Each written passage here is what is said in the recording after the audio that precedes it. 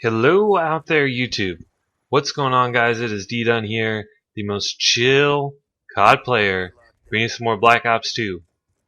This game that you're going to be watching is a 74 KD game, so I go 74 and 1, and you might be like, well, that's not really the type of scores you normally post. And you're right. Normally, my minimum standard is 80 kills with like a lot of caps, or just like a raw like Slayer gameplay with like 90 to 100 plus.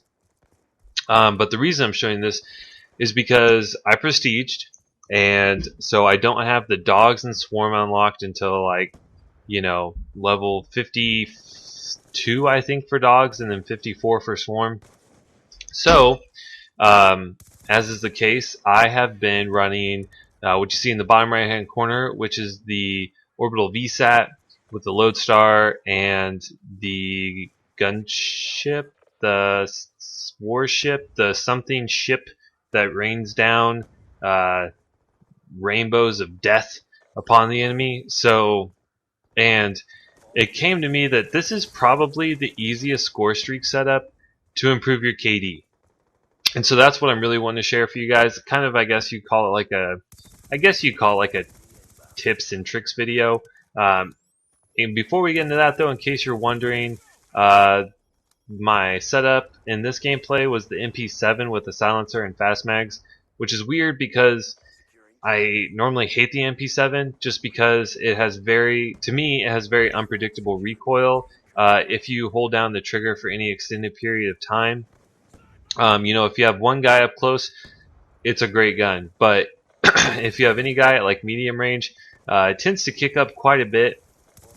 And when you could use, the Vector, which isn't as powerful but has less recoil, or any of the ARs, excluding the Scar, that also have zero recoil, there's really no reason, in my opinion, to use the MP7. But, I was in a really rush-happy mood, so I decided I would throw on an SMG, and the MP7 was what I ran with, and I ended up actually getting some decent games.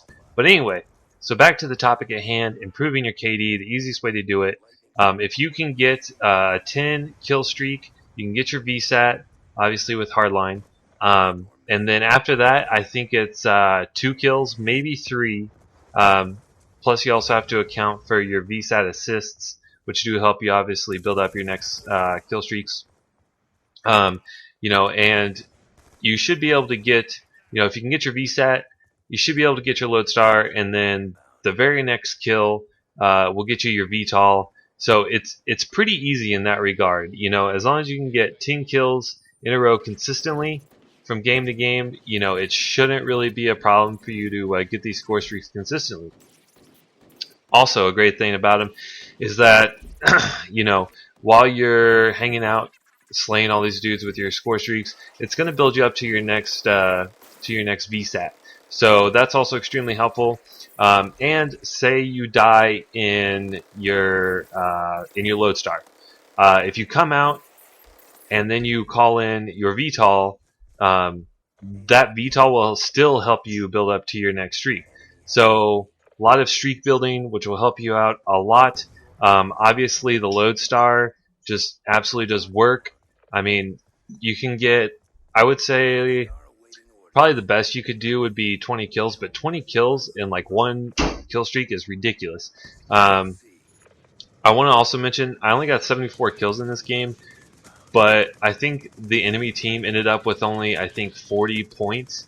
So if this game would have gone to like 200 to 100, I would have easily have picked up the 100 plus. So the 100 plus is possible. I haven't got it, and that is like the one downside of this setup, is that while you're killing all these people, your enemies are going to be capping all the flags. So whenever you come out, there's a good chance that you're going to have a double cap or a triple cap, and you will have not gotten any of those points. Whereas, like, if you run a dog in a swarm, you can pick up those flag captures, and you can also pick up 100 points a kill per person you kill. Where in this, you have to rely on your score streaks to build you up to your next ones.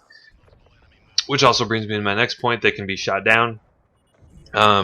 Really, I mean, the lodestar, it's kind of hard to shoot down. Simply because you can survey, probably half the map at a time when you're using this thing.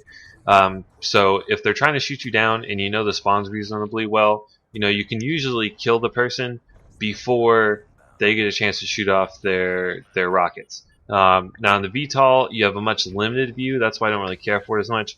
And if you start shooting at it, like if there's a couple of guys shooting at you with LMGs, the screen gets really blurry and it's hard to keep on target. So I don't really prefer the VTOL, but since I don't have, like I said, the dogs in the swarm, and then if you run these two together, you can do a lot of work. And I think for the week, like I had some pretty decent games with this setup. For the week, I think I had like a 3.5 to like a 4 KD somewhere around there, which I mean, pretty freaking good. So, like I said, give this a try. I think it will help you guys out a lot. And I don't normally do tips and tricks or anything like that, but hope you guys did enjoy. If you did, feel free to leave a like rating. If you hated it, then by all means dislike it. And I will see you all next time. Bye.